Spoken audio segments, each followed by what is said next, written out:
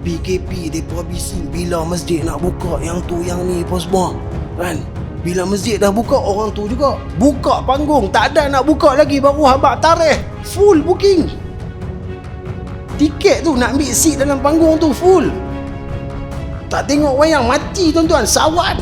Hotel-hotel baru mula buka full.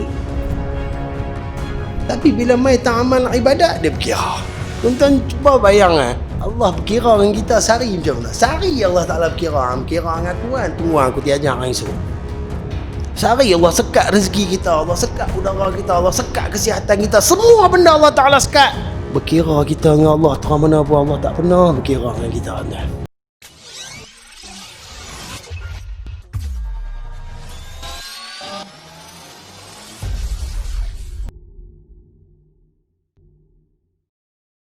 Assalamualaikum warahmatullahi wabarakatuh.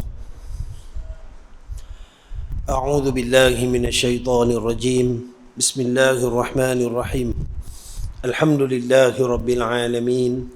Wassalatu wassalamu ala asyrafil anbiya'i wal mursalin wa khataman nabiyyin sayyidil awwalin wal akhirin sayyidina wa maulana Muhammadin wa ala alihi wa sahbihi ajma'in. Subhanaka la ilma lana illa ma 'allamtana innaka antal alimul hakim. Qala rabbi shrah li sadri wa yassir li amri wahlul 'uqdatam min lisani yafqahu qawli. Allahumma la sahla illa ma ja'altahu sahla. Rabbana 'alaika tawakkalna wa ilaika anabna wa ilaikal masir. Allahumma ja'alna min ahli syafa'ati sayyidina Muhammadin sallallahu alaihi wasallam. Amma ba'du. Alhamdulillah, saudaraku hadirin rahmati Allah Subhanahu wa taala. Kita buka pertemuan kita pada malam ini dengan sama-sama kita hadiahkan bacaan suratul Fatihah kepada junjungan besar Nabi Muhammad sallallahu alaihi wasallam, kepada kaum kerabat baginda, isteri-isteri baginda, para sahabat baginda, para alim ulama, para pejuang Islam, kepada kedua ibu bapa kita sama ada yang masih hidup atau yang telah meninggal dunia, juga kepada pengarang kitab Al-Kabair Asy-Syaikh Al-Zahabi dan juga panel penterjemah Al-Fatihah. A'udzu billahi minasy syaithanir rajim. Bismillahirrahmanirrahim. Alhamdulillahi rabbil alamin. Ar-Rahmanir Rahim. Maliki yaumiddin. Iyyaka na'budu wa iyyaka nasta'in. اهدنا الصراط المستقيم صراط الذين أنعمت عليهم غير المغضوب عليهم ولا الضالين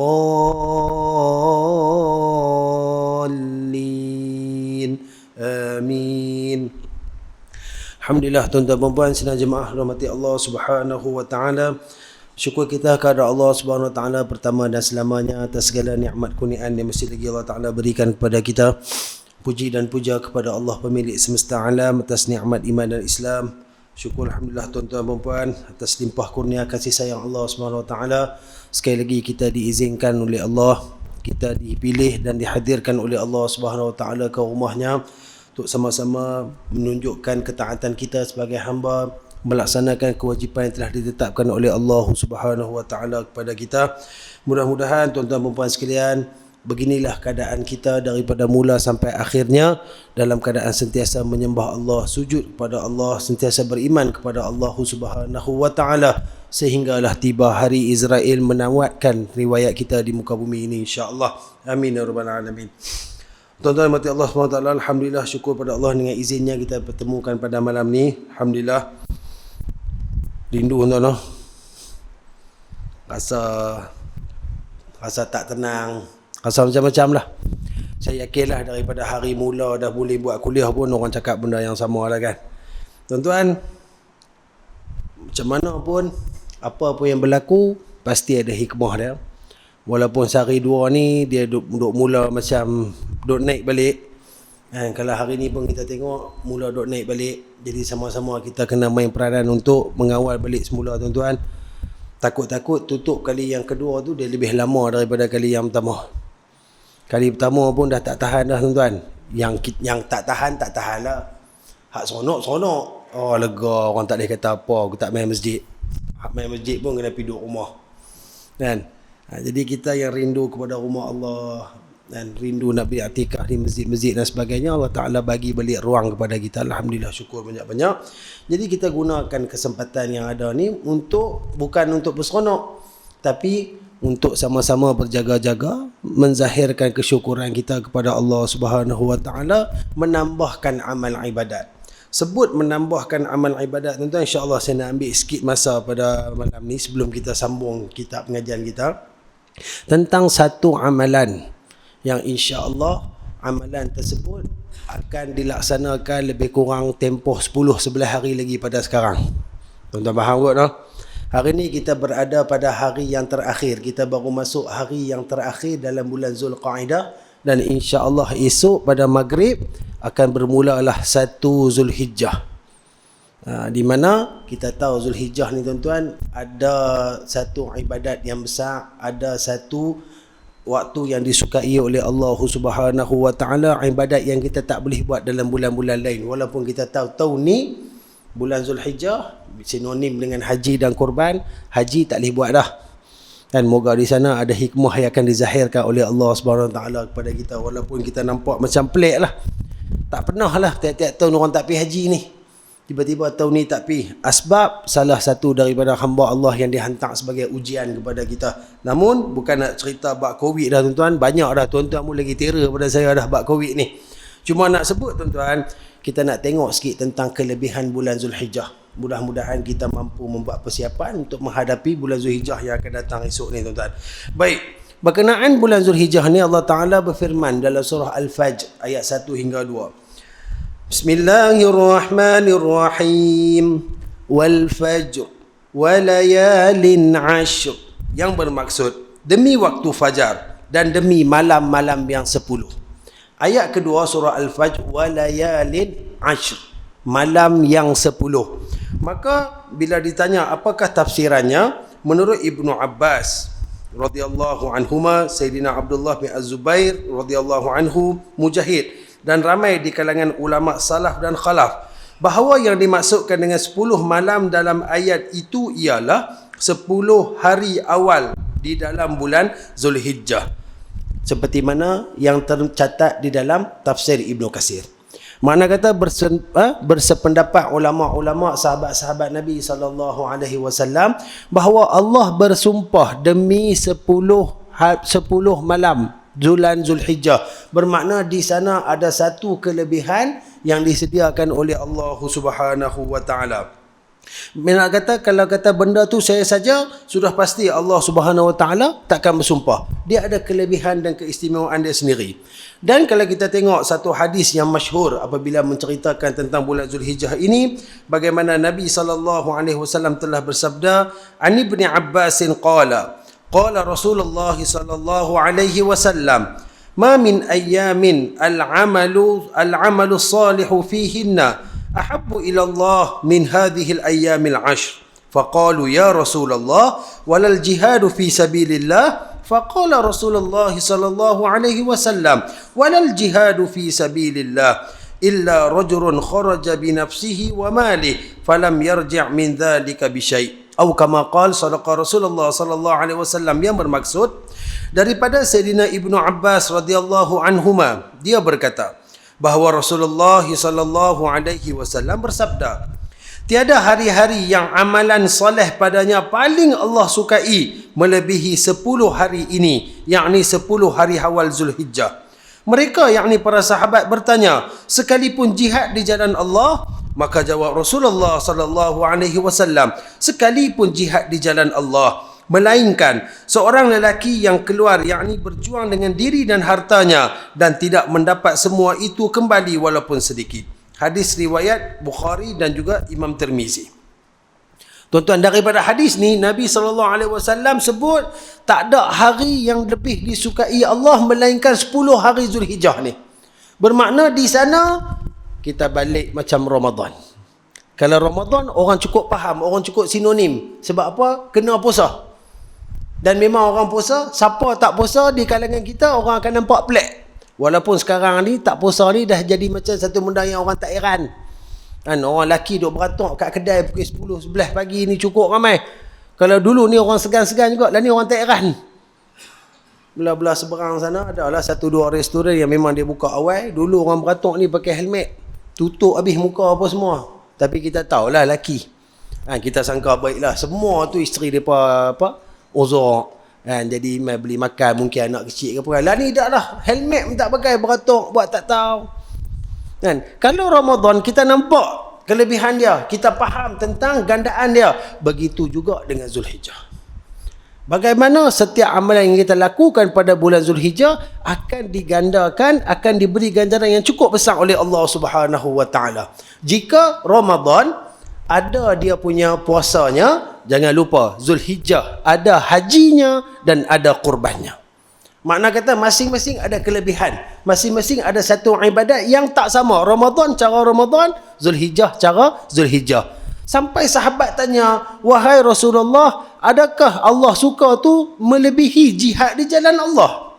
Dalam satu hadis, bagaimana Nabi SAW menceritakan tentang orang yang mati di jalan Allah, mati berjuang ni, roh dia Nabi sebut seperti burung hijau, katuyurin khadrin, burung hijau yang bebas berterbangan dalam syurga. Maksudnya kita faham dalam agama kita, tuan-tuan, antara amalan yang paling tinggi nilai dan darjat dari sisi Allah adalah mereka yang mati berjuang di jalan Allah Subhanahu wa taala. Mati mempertahankan agama Allah Subhanahu wa taala. Dan dalam hadis ni Nabi sebut melebihi daripada berjihad di jalan Allah. Namun kita tak perlu nak pergi sampai berjihad. Tak perlu nak pergi pegang pedang, tak perlu nak bawa M16, tak perlu nak naik kuda apa, kereta kebas sebagainya. Cukup sekadar kita berjuang memperbanyakkan amal ibadat kita kepada Allah Subhanahu wa taala. Ini hadis yang cukup masyhur, hadis sahih yang menceritakan tentang kelebihan bulan Zulhijjah. Lah hadis pun kena sebut sahih tak sahih. Saya tak sahih lagi orang tolak, orang marah kita. Kena cari hak elok-elok. Hak tu pun satu bergaduh sampai lah tak selesai, tak tahulah bila nak selesai. Baik tuan-tuan. Kemudian kita tengok dalam riwayat Ad-Darimi, hadis yang berstatus hasan juga daripada Abdullah bin Abbas radhiyallahu anhuma, beliau telah berkata, "Ma min amalin azka 'inda Allah 'azza wa jalla wala a'zama ajran min khairi ya'maluhu fi 'ashril adha." Yang bermaksud, tiada amalan yang lebih mulia di sisi Allah dan lebih besar pahala daripada kebaikan yang dilakukan pada 10 hari Adha, yakni 10 hari awal Zulhijjah. Nak buat amalan apa? Yang tu saya kita tengok. Cuma kita nak ambil dulu tuan-tuan beberapa hadis, beberapa ayat Quran yang menceritakan tentang kelebihan-kelebihan dan kebesaran.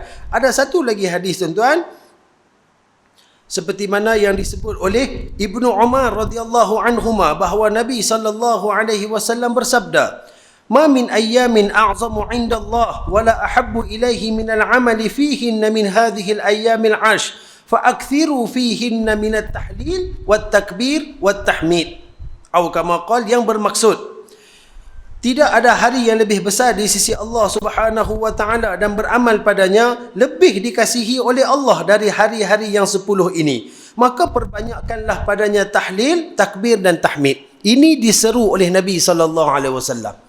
Nabi suruh kita bertakbir, banyakkan menyebut Allahu Akbar, banyakkan tahlil, la ilaha illallah, banyakkan tahmid, memuji Allah, alhamdulillah. Sebenarnya kalau kita tengok tiga kalimah ni tuan-tuan, tiga seruan ni, tahlil, takbir, tahmid, dia ada dalam mana tuan-tuan? Dia ada dalam takbir raya. Allahu Akbar, Allahu Akbar, Allahu Akbar, takbir, la ilaha illallah, tahlil, Allahu Akbar, takbir, walillahil hamd, tahmid. Dia dalam lagu raya. Cuma kita punya takbir raya ni dia syahdu sikit, dia lembut, gemalai apa semua kan. Jadi kadang-kadang kita tak sedar. Tiga benda yang diminta diperbanyakkan oleh Nabi SAW ada dalam takbir raya kita. Sama ada kita nak alunkan dengan cara bertakbir raya ataupun kita nak buat cara berasingan seperti saranan Nabi. Kita buat tahlil 100, takbir 100, tahmid 100 ataupun 33 terpulang. Yang penting bila kita dah dengar benda ni, mungkin ini kali pertama kita dengar atau kita dah pernah dengar sebelum ni, kita faham duk buat macam ni tuan-tuan, teruskan. Sebab bila Nabi kata tolong buat benda ni dalam bulan Zulhijjah, saya duk habaq dah berkali-kali. Kalau kita buat pertama, kita akan dapat pahala. Contoh, kita sebut tahlil sekali, la ilaha illallah di bulan Zulhijjah, dapat pahala tahlil tadi. Yang kedua, aku pergi mengaji, aku dengar ini amalan Nabi, kita ikut sunnah Nabi SAW, dapat pahala kau lain. Dan tu tak kira lagi yang akan digandakan oleh Allah bersempena kemuliaan bulan Zulhijjah. Disebut sebelum ni tuan-tuan, Allah tak heran dalam bab pahala. Allah kita maha kaya, takut apa? Setakat Allah nak bagi pahala ni ikut suka dia. Lagi ikhlas kita buat, lagi banyak kita buat, lagi teguh hati kita kepada Allah, lagi besar pahala dia nak bagi. Mana tahu dengan kita duk buat benda ni lah jadi asbab kita nak masuk syurga Allah Subhanahu wa taala. Siapa tahu tuan-tuan? Okey, baik. Itu antara beberapa dalil yang menceritakan tentang kehebatan dan kelebihan 10 hari pertama bulan Zulhijjah ni. Baik tuan-tuan, nak tengok pula kadang-kadang orang tanya amalan orang kita ni pun dia suka tanya banyak juga. Dia tahu dah amalan apa nak buat tuan-tuan. Kalau tanya tuan-tuan, amalan apa nak buat? Tuan-tuan duk buat amalan tapi tuan-tuan tak mau jawab. Amalan apa kita nak buat? Itu yang kadang-kadang kita kena terang bagi berhabis. Macam-macam benda kita boleh buat. Okey, antara yang pertama, kita sebut Sa'i dia clear. Dia tak clear sekali, dia balik dia halo. Dia balik dia WhatsApp pula, Ustaz kata amalan ni Ustaz tak cerita amalan apa. Sudah. Yang sebelum ni kita dah buat semua tu amalan. Amalan ni kita faham benda yang kita buat ada pahala, benda kebaikan. Tak apa, kita nak bagi kongsi sama-sama. Antara yang boleh kita buat tuan-tuan pada 10 hari pertama ni, pertama solat. Tuan-tuan, azam diri untuk hadir berjemaah di rumah-rumah Allah Subhanahu wa taala bila melibatkan solat fardu di mana saja kita berada. Dan ni tak ada masalah, boleh pergi dah. Cuma bawa face mask, bawa sejadah. Mujak saya boleh masuk tadi, sejadah tertinggal. Kita main lambat sikit, tak ada orang jaga, kita masuk bila ke belakang, minta maaf no. Face mask ada face mask bukti. Sejadah lupa bawa. Kan? Okey, pi mana pun tuan-tuan, berjemaah di rumah-rumah Allah Subhanahu wa taala, di masjid, di surau, mana-mana saja. Kalau boleh jangan semayang fardu berseorangan, terutama orang lelaki. Orang perempuan kalau ada ruang bersama dengan imam di masjid, lebih baik. Kalau di rumah, kalau boleh berjemaah sama-sama. Mak berjemaah dengan anak perempuan, salah seorang jadi imam, dapat pahala berjemaah. Kemudian banyakkan solat-solat sunat.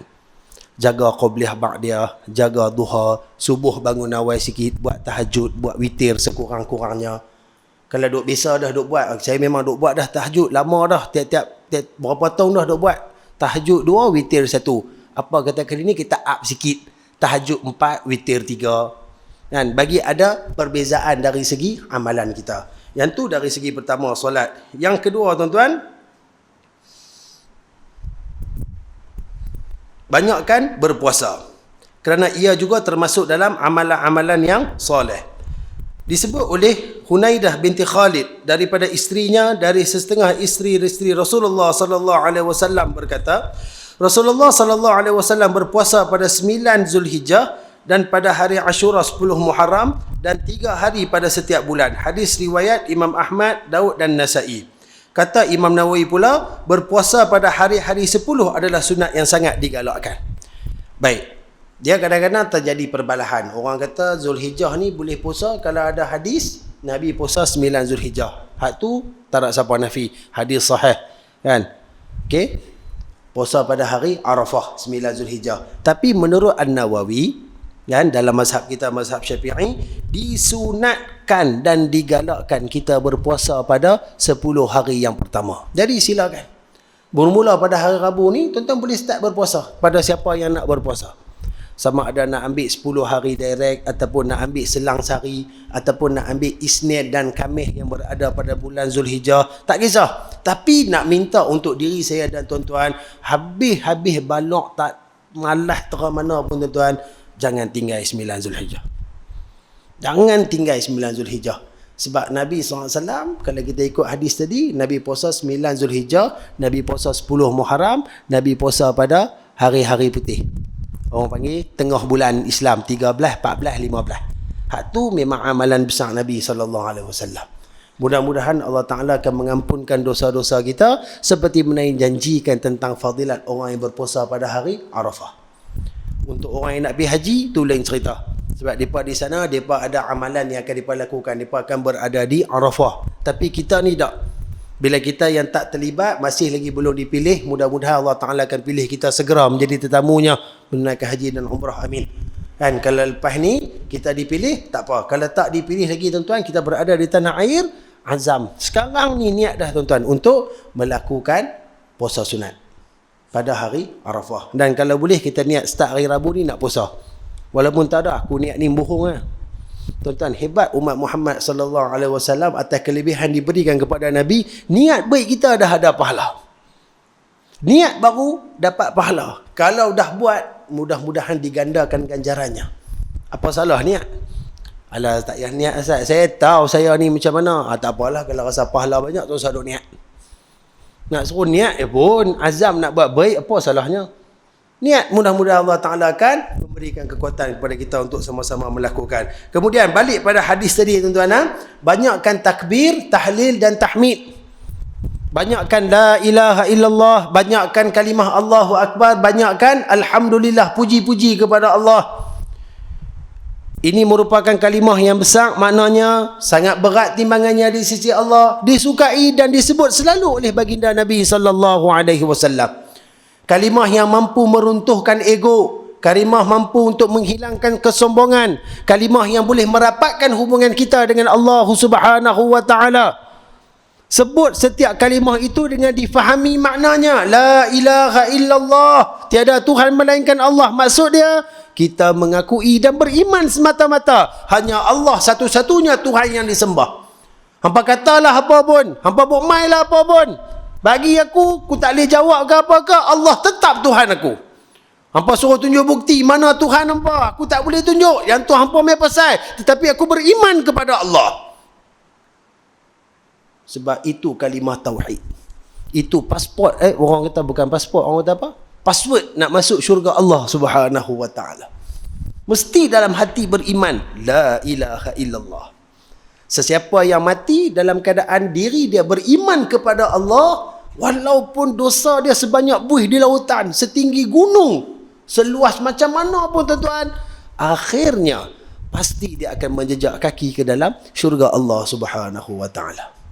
Kemudian tuan-tuan, banyakkan bertakbir Allahu Akbar, membesarkan Allah, mengagungkan Allah. Tidak ada yang lebih besar, tidak ada yang lebih hebat, tak ada siapa yang mampu melawan segala kekuasaan Allah Subhanahu wa taala. Takbir itu kalau disebut kena dengan tempat dia, dia boleh menaikkan semangat kita. Naikkan semangat apa? Untuk terus berjuang di jalan Allah Subhanahu wa taala, untuk terus mendambakan diri kita menjadi hamba yang disayangi dan dicintai oleh Allah. Dan juga tahmid, memuji Allah, berterima kasih atas segala pemberian Allah. Tuan-tuan, kita diuji sebelum ni lockdown, tak boleh pergi sana, tak boleh pergi sini, ada yang kena berhenti kerja, ada yang tak dapat gaji dan sebagainya. Alhamdulillah ni Allah tarik balik, Allah bagi kita nikmat. Mungkinlah orang kata lah tak sama macam dulu lah apalah, sekurang-kurang masih lagi kita boleh meneruskan kehidupan dengan penuh kecukupan oleh Allah Subhanahu wa taala. Pujilah Allah. Dan dalam bab nak puji Allah ni tuan-tuan, satu benda. Tuan-tuan buat korban tak tu ni? Ni nak tanya. Tuan-tuan buat korban tak? Baik, tuan-tuan tak perlu jawab. Tuan-tuan tahu tuan-tuan buat ke tak? Tuan-tuan, korban ni tak wajib. Tahu, dia bukan wajib. Tapi tuan-tuan, kalau duit simpanan tuan-tuan cukup nak buat satu panggung. Kalau pada saya tuan-tuan, kalau tuan-tuan tak buat tuan-tuan, kalau pada saya lah, yang ni untuk diri saya kata benda ni sebagai zalim. Saya habaq gitu lah. Kita cukup duit kan, kita ada segala-galanya, tapi kita tak buat korban. Korban ni orang kata alah sedekah ya, sedekah bila-bila pun boleh. Betul. Sedekah bila-bila boleh. Tapi pasal apa korban boleh 4 hari ya? Awak nak korban hari ni tak boleh? Mak korban bulan Rejab tak boleh? Tak boleh. Sebab apa? Waktu dia tak sampai. Korban tu pula diistilahkan, dia ambil ibrah dia tuan-tuan, pengajaran dia daripada cerita Nabi Allah Ibrahim AS. Bagaimana Allah Ta'ala menggantikan Ismail AS dengan seekor sembelihan yang besar sebagai tanda keimanan Nabi Ibrahim dan anaknya kepada Allah. Kalau nak cerita panjang lah kan, Tapi kita pun tahu bagaimana satu mimpi sehari Nabi Allah Ibrahim mimpi, dia fikir mimpi tersebut betul ke tak. Akhirnya dia tanya anak dia dengan penuh ketakutan, tanpa ada rasa sedikit gentar dan takut. Kata pula kat pak dia, if'al ma tu'mar, wahai bapa, kalau yang tu yang bapa mimpi Allah suruh buat, sembelih, tak ada masalah. Dah baring dah letak dah, pisau dah kena leher dah, tarik dah. Tapi pisau tu tak mampu untuk melukakan leher Ismail sebagai tanda bukti. Ya Ibrahim, qad saddaqta ar-ru'ya. Wahai Ibrahim, kau telah membenarkan mimpi kau. Betapa seronoknya Allah apabila ada hamba dia yang mengikut apa yang diminta, walaupun ujian dia sembelih anak sendiri. Kita tak mampu nak buat, tuan-tuan. Atas dasar tu, wafadainahu bidzibhin azim, digantikan dengan sembelihan yang besar. Dan benda tu mengikut apa dilakukan Nabi Ibrahim, disyariatkan dalam Nabi SAW. Dan hari ni alhamdulillah kita ada rezeki lebih.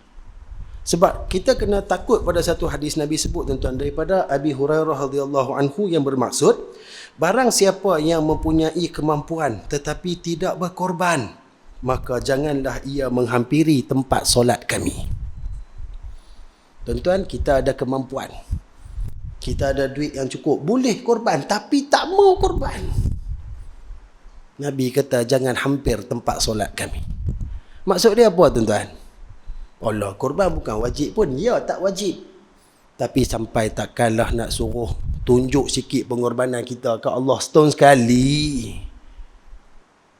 Mahal lah ustaz, 800, 700, cari mana? Kat Malaysia tak ada murah-murah. Alasan tu dia akan dengar macam-macam lah. Kami dah ada dah, tapi masjid pula tahun ni dia kata PKP tak boleh banyak-banyak, dia bagi sikit lah kat kami.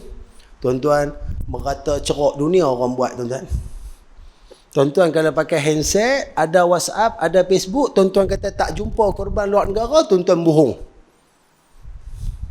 Tak tahu kot memang betul-betul tuan-tuan tak jumpa. Kalau pakai handset lah. Berlambak, tuan-tuan, orang buat korban kat luar. Kalau tak boleh kat dalam, buat kat luar. Saya 5-6 tahun dah saya duk buat dengan satu syarikat korban venture, korban Rabbani. Haji Zamir tu, dia duk buat korban kat India, tuan-tuan. Satu panggu 240 lah. Memanglah kita faham afdal korban ni di tempat kita. Kan, kita boleh tengok darah tu keluar. Tapi kalau dah macam ni, dengan kekangan PKP dan sebagainya, kita tak boleh nak pi duit pun tak ada apa, tak salah kalau kita buat kat luar.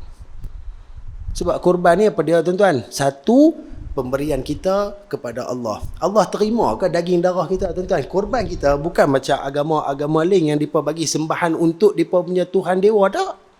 Kita punya korban ni Allah Ta'ala sebut, la yanalallaha luhumuha wala dima'uha. Allah bukan nak terima, tak sampai pun ke Allah darah daging tu. Bukan Allah nak daging tu, bukan Allah nak darah tu. Walakin yanaluhu at-taqwa minhum. Tapi yang sampai ke Allah, takwa daripada kamu. Sejauh mana kamu buat tu semata-mata takutkan aku, patuh pada ajaran aku. Allah nak hak tu. Dah bila kita tengok dalam pembahagian daging korban pun, tuan-tuan, hak ni pun satu masalah agak. Kita harap zaman ni tak wujud dah jenis orang yang dia tak masuk korban, tapi hari korban dia pura-pura busy. Dia pergi sana, dia pergi sini tu, ni tiba-tiba nampak dia 1-2 plastik bagus dalam bakul motor. Segala ekor, segala sempoi-sempoi semua ada kat dia.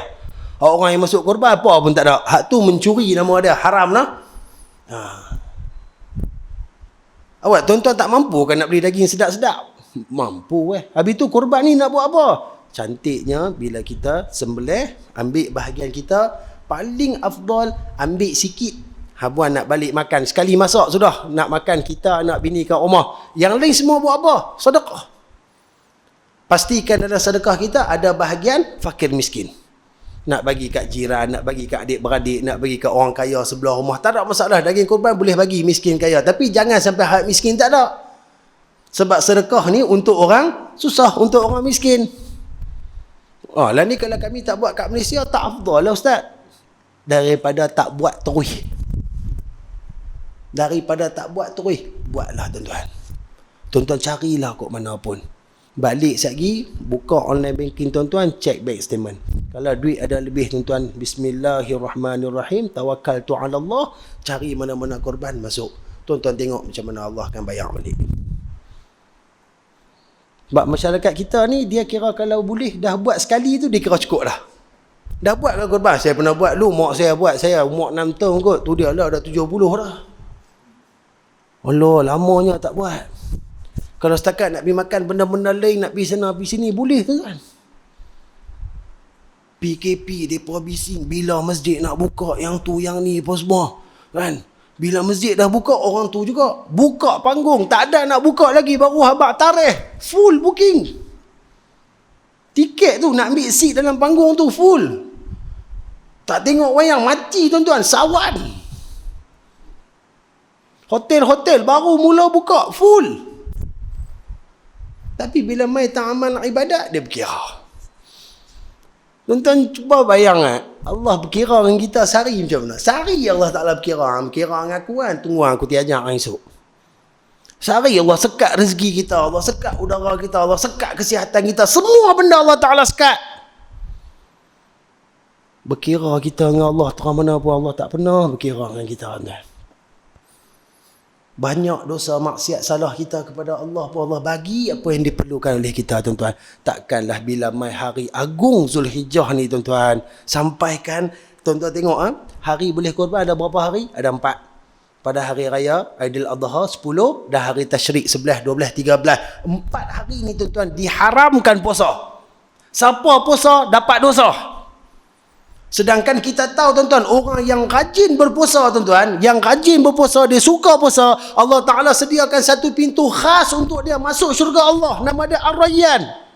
Tiba-tiba siapa yang berpuasa pada 4 hari ni tuan-tuan, haram dapat dosa. Sebab apa? Allah nak suruh kita banyakkan amalan dengan bersedekah, berkorban. Ataupun kalau kita tak boleh, kita dari kalangan golongan yang kurang kemampuan dan sebagainya, terima daging korban, kita masak seronok anak isteri kita sambil bersyukur kepada Allah Subhanahu wa Ta'ala, bertakbir, bertahlil, bertahmid, memuji, membesarkan Allah. Sampai tak boleh puasa, takkan tak nampak kot. Yang tu untuk yang tak mampu. Saya yakin tuan-tuan mampu. Tuan-tuan ni bukan kata satu panggu, 2 ekor lembu seorang pun lepas. Tak suruhlah buat sampai 2-3 ekor. Tak. Buat sepanggu pun jadi. Ini hak kita dengan Allah. Kurang-kurang nanti bila Allah soal kita tentang harta kita kan, rezeki yang Allah Ta'ala bagi kat kita, adalah jawab, wahai Allah, dalam banyak-banyak rezeki kau bagi kat Allah, adalah seciput aku berkelak setahun sekali, ya Allah, buat korban. Ada juga boleh jawab dengan Allah. Ini apa pun tak boleh jawab tuan-tuan. Kalau tuan-tuan dengar cara nada saya cakap ni, memang nak suruh tuan-tuan buat korban. Buat sama ada di dalam, di luar, mana-mana saja. Hak tu tak kisah, janji buat. Tahun ni kita ada masalah sikit. Masjid pun tak semua masjid yang buat. Kalau buat pun dia had. Rasanya masjid-masjid surau ni banyak dah tutup dah. So kita nak buat di dalam ni memang rasanya tak ada ruang dah nak buat kat dalam ni. Kecuali tuan-tuan ada kenal siapa-siapa yang duk belah kambing, belah lembu boleh buat kat tempat mereka, hak tu lagi cantik. Tuan-tuan pakat boleh buat. Tak boleh tuan-tuan, luar negara banyak. Buatlah tuan-tuan. Di Chad, di India, di Kemboja, di Afrika, di Palestin. Buatlah mana pun. Janji buat. Dan benda ni jadikan rutin tahunan. Ustaz ingat senang lah nak kumpul 700-800 Ustaz sekali gedebok nak bagi. Alah, kalau benda lain kan, hampa nak beli serika ke, hampa nak beli penapis hayak ke, hampa boleh buat kod bulan-bulan. Takkan nak korban tak boleh buat kod. Gaji kita letak tepi, ambil tambah 50 pun dalam satu sampui, tulis besar korban. Terang nak mai tahun depan punya raya haji, umur panjang mudah-mudahan insya-Allah. Kalau kata sebulan 50, 12 bulan duk ada 600 lah. Tambah sikit lagi 102, boleh buat satu bahagian dah. Dia cerita dia kalau nak buat ni orang akan buat. Kalau yang saya duk habang ni cerita dia, orang yang tak mau buat, dia bagi macam-macam. Hampa boleh pi segala, dia maju Rafi lah, perkena telur sotong, telur ikan sekali satu pinggan 20-30, hampa kata murah. Hak tu masuk dalam perut kita jadi apa? Tak jadi apa tuan-tuan, keluar najis ya. Hak kurban kita ni bagi ke orang akan di-highlight oleh Allah Subhanahu wa Ta'ala. Mudah-mudahan ikhlasnya amal korban kita ni tuan-tuan, sampai nanti bila di mahsyar, binatang-binatang yang kita korbankan nanti ni akan tunggu kita. Kita akan tunggang mereka sewaktu berada di mahsyar. Allah naik lembu apa sangat? Tak nampak mahsyar tak apalah. Kan? Tak nampak lagi, tak sampai lagi lah, cakap lah macam-macam. Tunggu sampai dulu baru titau. Satu tempat yang penuh dengan keseluruhan manusia. Ruang yang Allah Ta'ala bagi kat setiap manusia hanyalah seluas 2 tapak kakinya sahaja. Tidak ada naungan, tidak ada tempat berteduh, tidak ada makan, tidak ada minum. Dahsyatnya mahsyar. Jadi korban salah satu ibadat yang boleh memudahkan urusan mahsyar kita. Tu baru mahsyar, tak cerita bab hisab apa semua lagi tau, tak lagi. Dah mahsyar pun dah cukup perik dah kalau betul-betul kita mengaji tuan-tuan. Cukup takut dah. Sebenarnya saya nak cerita bab korban yang tadi tu semua tu dia nak bagi nampak cantik dululah, cerita dulu sah amalan. Nak habaq tang sini tolong dah tuan-tuan, kalau ada duit lebih korban lah tuan-tuan. Saya tak tahu lah ustaz, mungkin nak kena tunggu 5-6 hari lagi, tak apa. Cari balik, cari buka smartphone sebelum tidur, tengok search je korban, bab korban ni. Syarikat korban ke apa, tuan-tuan carilah, keluar berlambak-lambak. Saya rasa banner-banner pun kalau kita jalan daripada sana ke sini pun berlambak kiri kanan banner yang nak buat korban ni, merata.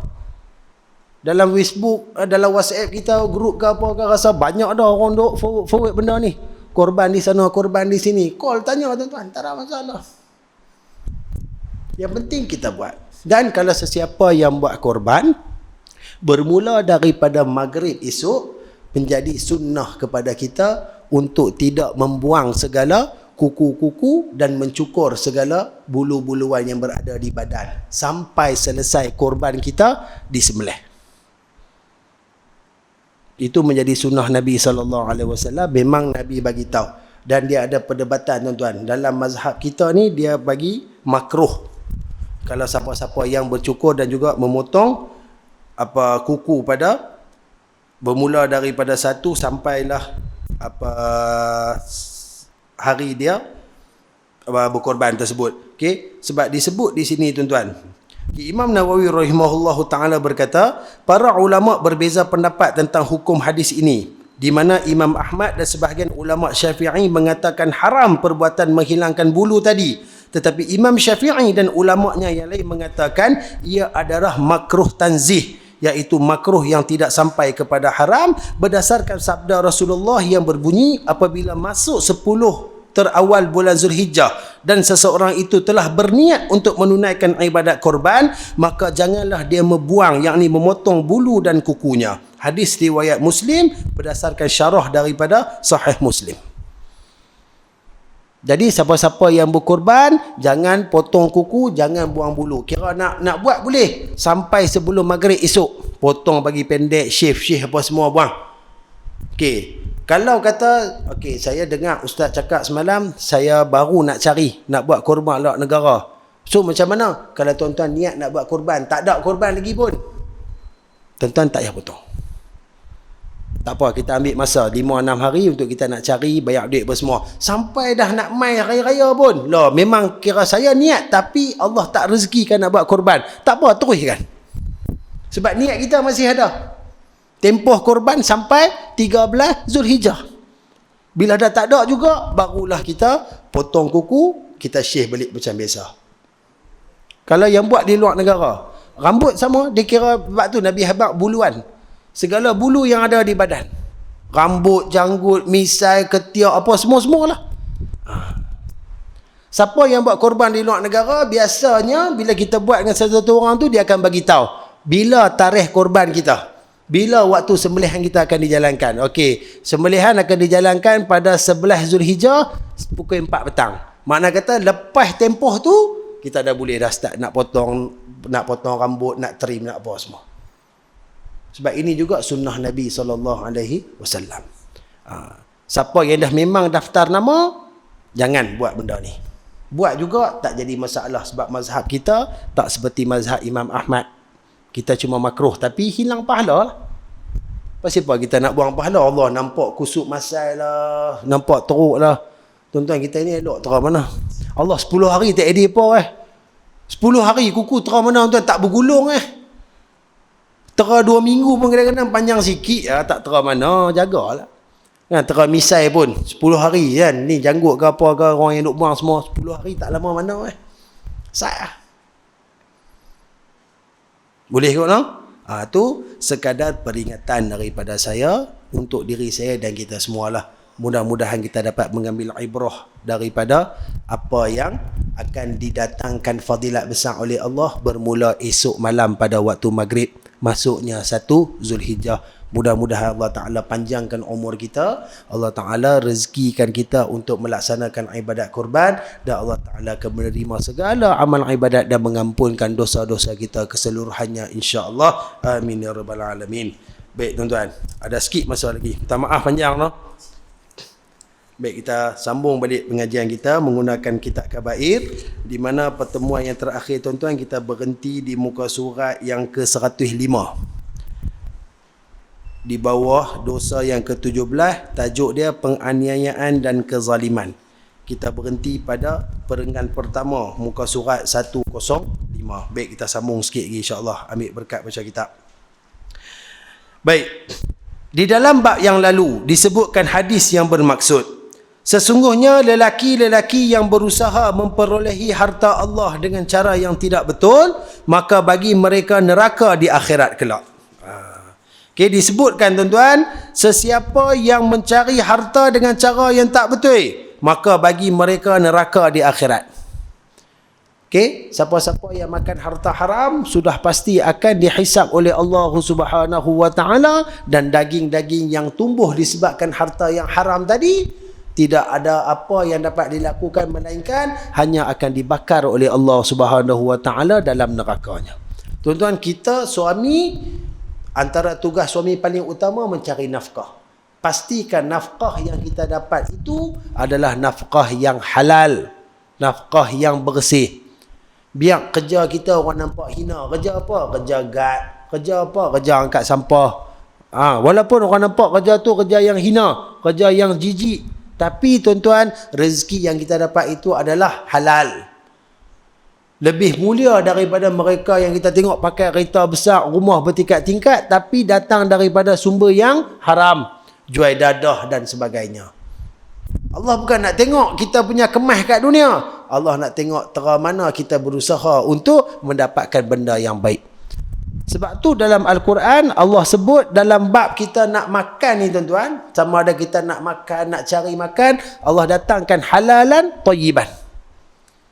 Kalau bab makan Allah kulu fil ardi halalan tayyiban. Makanlah benda yang halal yang bersih. Kalau bab makan pun kena halal dan bersih, nak mencari sumber untuk nak bagi makan juga mestilah halal dan bersih. Sumber haram, beli benda halal, ia tetap menjadi haram. Sebab kita gunakan sumber yang tak betul. Untuk orang lelaki, cari nafkah tu betul-betul. Kadang-kadang orang kata masalah bila kerja ni, terutama kerja kerajaan ni, bulan. Kerja ni tak cukup time. Masuk ke 8 pancekat, dia pergi minum dulu. Lagi 9.30 tak nampak muka. Saya nampak muka, dia buatlah pergi sana pergi sini, nampak macam busy sikit. Tak dan 12 hilang dah makan tengah hari. Kena keluar 12.30, tak dan 12 dia hilang. Okay, 1 kena masuk, 2.30 tak nampak muka lagi. Kadang-kadang hari Jumaat kan, rehat 12.30 sampai 2.30, dia kira 12.30 tu dia belah terus nyayang tu. Tu semua pun benda yang panjang lah kalau kita nak cerita. Tapi cerita dia amanah lah.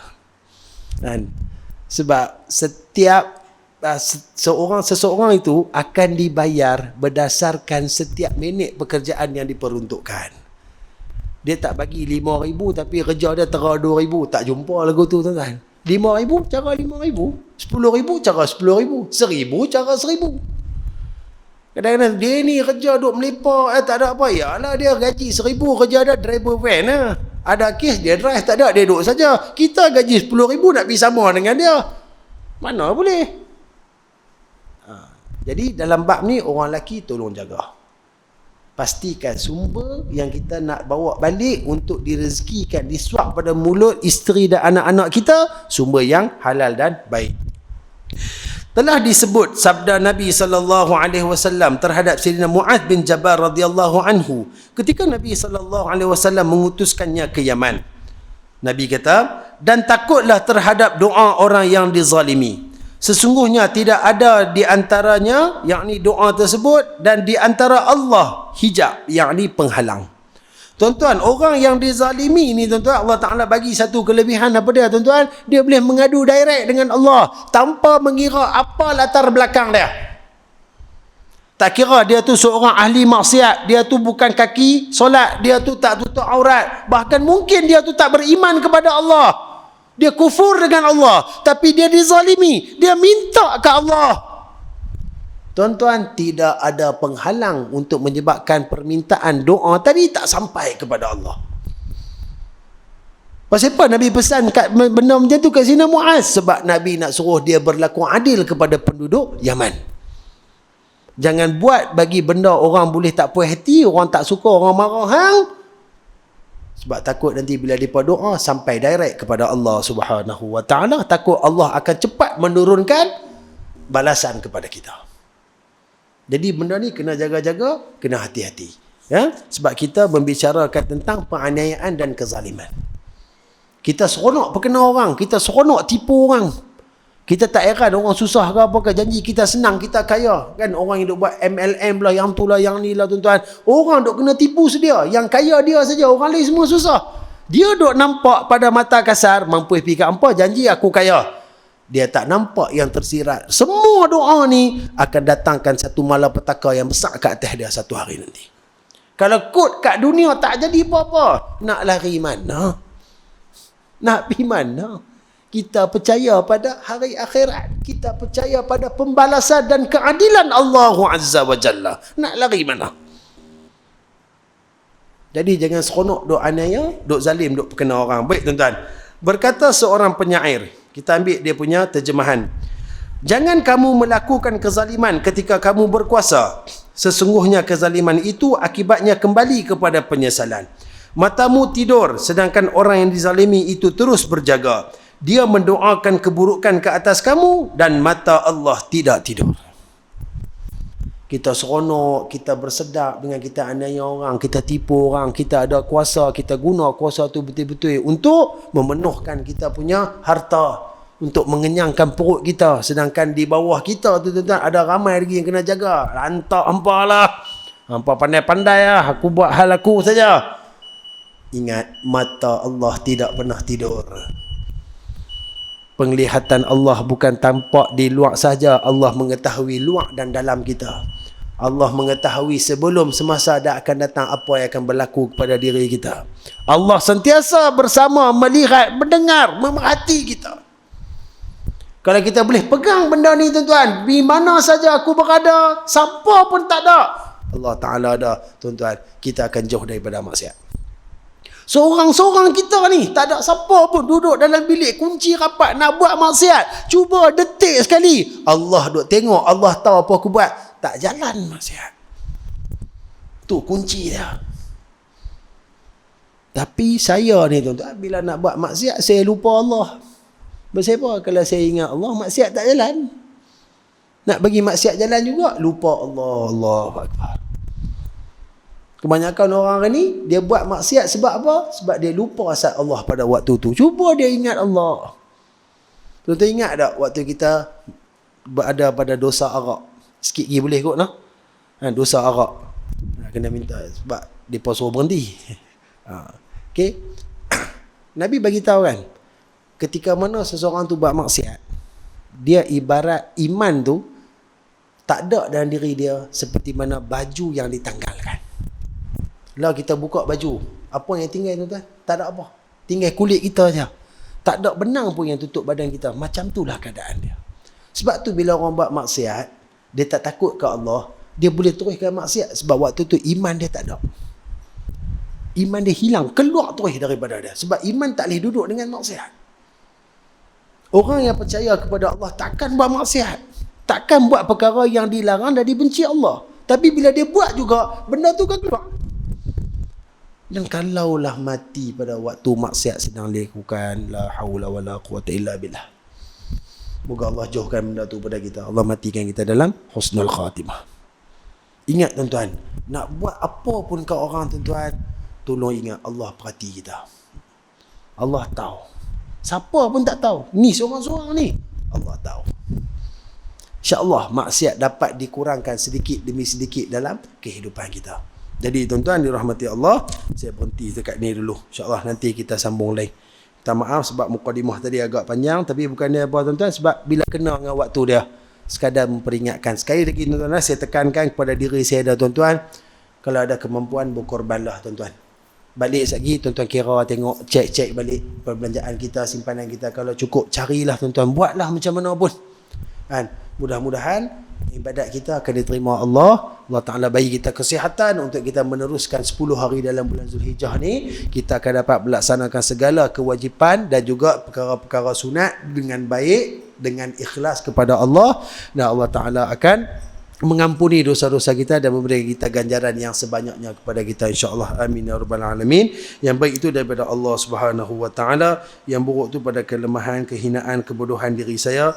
Mohon ampun dan maaf kalau tersalah bahasa, tersilap kata. Tuan-tuan dan puan, kalau ada apa-apa kebaikan yang boleh kita ambil pada pertemuan malam ni, balik lagi pakat cerita, kongsi-kongsi sikit dengan isteri kita, suami kita, anak-anak, rakan-rakan, jiran-jiran. Mudah-mudahan ilmu yang baik boleh kita dapat, kita faham, kita sampaikan, manfaat ilmu akan lebih meluas. Dan bila kita cerita ke orang amalkan, kita akan dapat saham daripada kebaikan yang diamalkan, insya-Allah. Wa hadza bitaufiq. Assalamualaikum warahmatullahi wabarakatuh. A'udzu billahi minasyaitonir rajim. Bismillahirrahmanirrahim. Alhamdulillahirabbil alamin wassalatu wassalamu ala sayyidina Muhammadin asyrafil mursalin wa ala alihi wa sahbihi ajma'in. Allahumma akhrijna an zulumatil wahm wa akrimna bi nuril fahm waftah alaina bi ma'rifatil ilm wa hassin akhlaqana bil hilm wa sahhil lana abwabal fadlik wa anshur alaina min khazain rahmatik ya arhamar rahimin. Sallallahu ala sayyidina Muhammad wa ala alihi wa sahbihi wa sallam. Walhamdulillahi rabbil alamin. Taqabbalallah.